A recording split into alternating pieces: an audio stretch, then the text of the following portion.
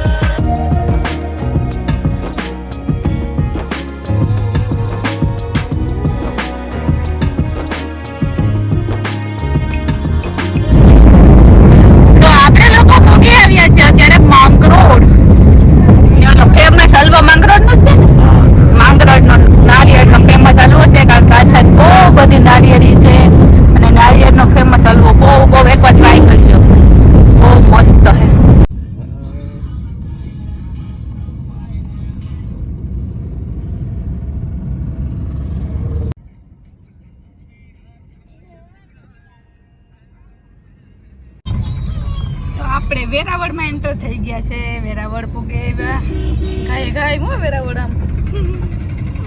તો વેરાવળમાં કામ છે પતાવી લઈએ અને પછી જઈએ સોમનાથ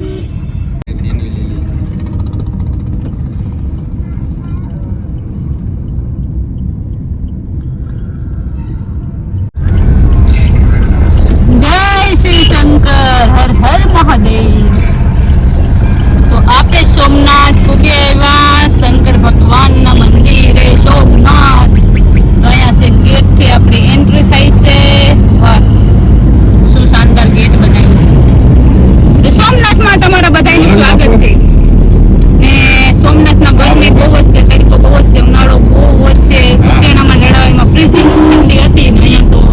તડકો ઉનાળા જેવો લાગ્યો મસ્ત જુઓ તો સોમનાથ વેરાવળની સોમનાથના જ રસ્તા રોડ પાર્કિંગ કરવાની જગ્યા પાર્કિંગ હે ને આપણે જમણી બાજુ વારવી જોઈએ હા પર પેલી સીએનજી આ બાજુ હોય તો આપણે પોકેવા છે સોમનાથ ને અહીંયા પાર્ક કરીએ બહુ વિશાળ જગ્યામાં પાર્કિંગની સુવિધા બહુ ઉપલબ્ધ છે અહીંયા તો કોઈ પાર્કિંગનું કોઈ ટેન્શન નથી હવે અહીંથી હાલીને આપણે જવું મંદિરે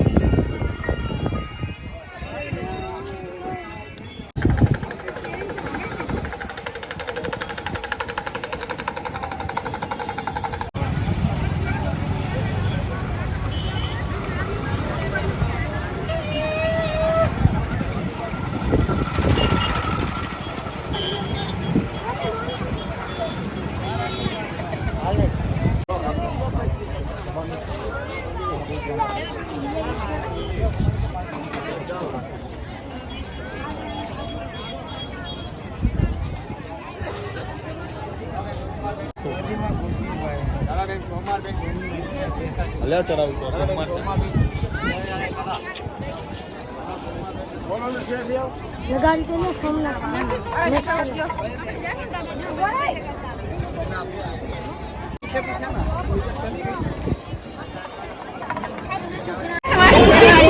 આ જોવો એટલી ટ્રાફિક છે અહીંથી ત્યાં સુધી લાઈન છે અહીંથી લાઈન તો આ લાગે વાહ છે ને મંદિર બાપરે કેટલી તો 2-3 કલાક વાર આવી છે તો અરે મહાદેવ તો થઈ ગયેલી ભોગેવા ભોળાનાથના દર્શન કરવા દર્શન ક્યારે થાય એ જોવાનું છે કારણ કે ટ્રાફિક જામ છે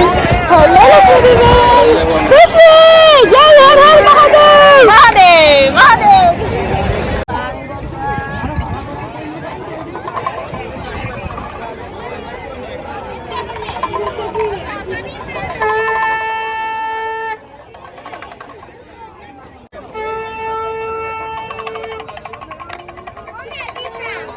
કેમ ન છે હર્ષિત ઝાલા કે હે હવે ઝાલા કેમ હું छी ઝાલા સાહેબ ટ્રાફિક ફૂલ છે દર્શન કરવામાં તો બીજું કઈ છે નહીં થોડી વાર ઊભું પડે કલાક 1.5 કલાક તો 1.5 કલાકમાં લાગે અહીંથી તો વાહ સુધીની લાઈન પૂરી થાય એવું 1.5 કલાકમાં તો આવી જ જાય વાર અને પછી વાલા વીઆઈપી દર્શન નું શું થયું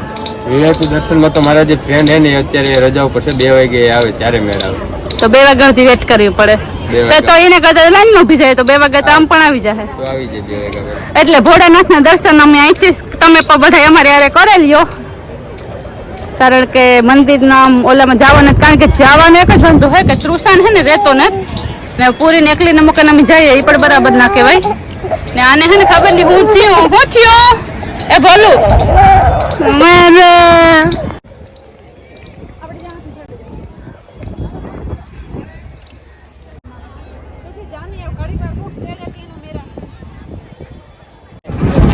આ છે આપણે મહાદેવનું મંદિર 12 જ્યોતિર્લિંગમાંથી એક આ 12 જ્યોતિર્લિંગ છે એમાંથી એક આ હે સોમનાથ મહાદેવ મંદિર જેના અનફોર્ચ્યુનેટલી અમને મંદિરના અંદરના દર્શન આજે ન થયા હા ભાઈ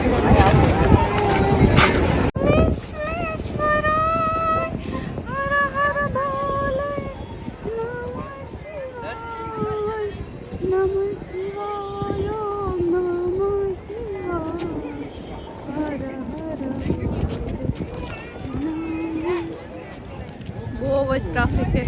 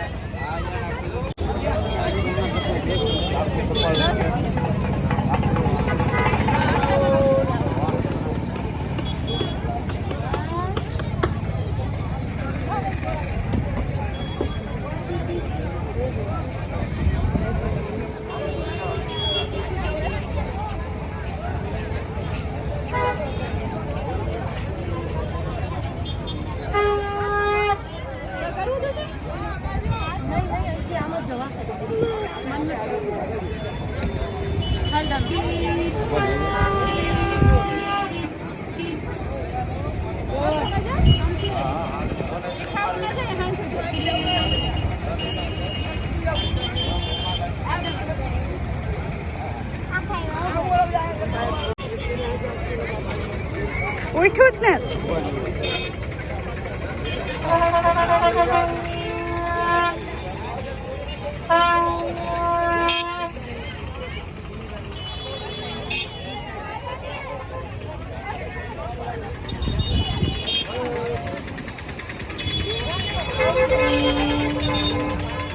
હા હવે બરાબર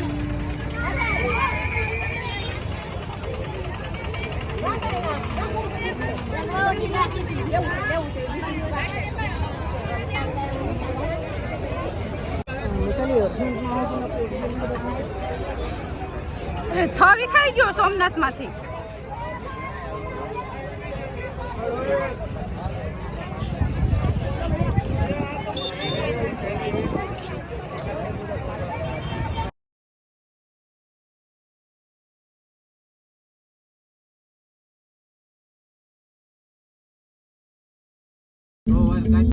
સો વાર કાચી એક વાર પ્રાચી આ અમારું પ્રાચી પ્રાચીએ પાણી રેડવા હવન કરવા આવવાનું તો આ છે પ્રાચી સોમનાથ થી નીકળી ગયા છે અને અમે ગયા છે પ્રાચી ને બહુ ટ્રાફિક હતી તો દર્શન ન થયા અને તૃષાની તબિયત ખરાબ થઈ ગઈ હતી ગરમી ને તડકાને લીધે થી એટલે અમારે નીકળવું પડ્યું દર્શન નામ પર દર્શન થયા તો તમને તો નોકરા વખત કારણ કે મોબાઈલ બધું ત્યાં ડ્રોરમાં રાખી લીધું હતું એટલે શૂટિંગ ત્યાં નથી કરવા દેતા તો અત્યારે આપણે ગયા પ્રાચીએ ના આપણે આજે કોઈ પ્રાચી હવન નથી કરવાનો પ્રાચી થી નીકળ્યા છીએ ને આપણે જઈએ છીએ અનીડા ગામ અનીડા પહેલી વાર સાંભળ્યું નહીં પહેલી વાર સાંભળ્યું તો કે હું બીજી વાર જાઉં છું અનીડા અમારા હર્ષિતભાઈ નું ઘરે તો આપણે આજે રાજપૂત ને ઘરે જઈએ છે તો હાલો આગળ જે થાય બતાવશું તો આયા હે ને જોવો અહીંયા અનીડા ગામના આંબા એટલા ફૂટેગા ખતમ નો ફાલ આવ્યો આમાં એક દૂર પડે બહુ જ નો ફાલ આવ્યો આંબામાં અતિશય એમ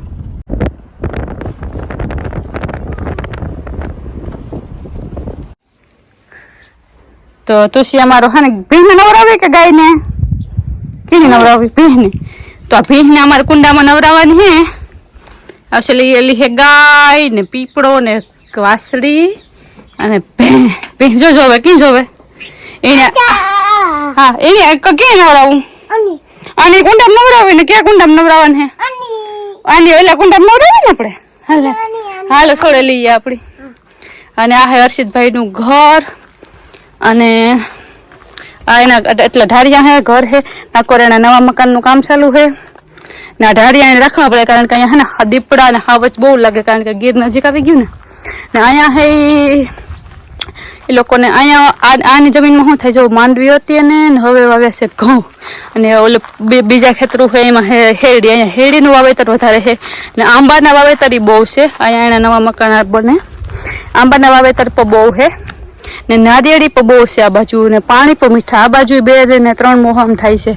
ને આની જમીન આવી ટૂંકમાં કાઢી રેતાડ આપણે ઘેડીની છે ને એવી જ જમીન છે ને અહીંયા તો બકાલું છે મેથી ને મૂળા ને ગાજર ને બોલું એ તુસી આની કહેવાય ઘઉં આની હા એની ઘઉં કહેવાય પછી આની મેથી કહેવાય જો ને મેથી કહેવાય હા એની ગાજર કહેવાય હા એને મેથી કહેવાય એની કહેવાય રાયડો રાયું હા તારે ખેતી કરવી હા તારે ખેતી કરવી ને તું તાર ખેતી કરી હા અમારે દીકલો તા ને અંદર એક જણ સાપે લીધો ને બીજી વાર સાપી તો આ અનીડા ગામ હે ને એ ટૂંકમાં બધું આખું રાજપૂતનું જ ગામ હે અહીંયા બધા રાજપૂત રહીએ ને ટૂંકમાં બહુ શું કહેવાય મહેમાન શું કહેવાય હાડેડા હાડો હે આમ કે મહેમાન હાટવા મરે પડે એવા આમ કે આપણે થાય કે આપણે હરઠમાં જેમ કે ઓલું છે પણ આ બાજુ પર જે માન સન્માન ને મહેમાન ને એટલી મહેમાન ગતિ ને બહુ સારું છે હર્ષિતભાઈના બેન છે મમ્મી પપ્પા હે ને દાદીમાં હે પછી વિડીયોમાં આવવા બધા કમ્ફર્ટેબલ હોય એટલે હું તમને નથી મળાવતી કારણ કે હજી છે ને ફોર્મમાં એટલા બધા કમ્ફર્ટેબલ નથી થતા વિડીયોમાં આવવા માટે એમાં તૃષાને પીને નવરાવી ને કાર્ડ નો આ જઈપો હાલો હા તુસી કહું તોરા ઘઉં ની ખેતી કરે હા મારો દીકલો વાહ તુસિયો વાહ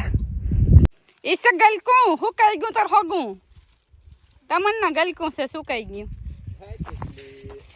એ તાર જામો પડ્યો હમ જામો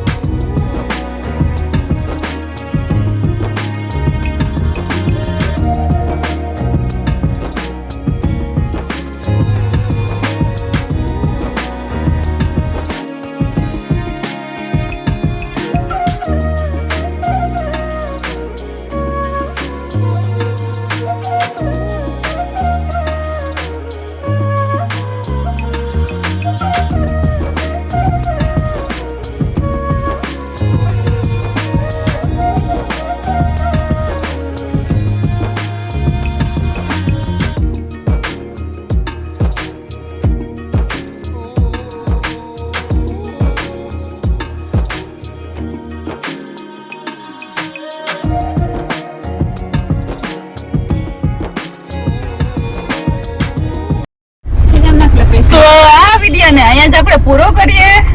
સારો લાગ્યો હોય તો એક લાઈક કરી દેજો વિડિયો ને તમારા કઈ પણ સજેશન હોય તો કોમેન્ટ બોક્સમાં લખવાનું ભૂલતા નહીં મળી આવે જ કંઈક નવા વિડીયોમાં તો હું ત્યાં આવજો બધા જય સીતારામ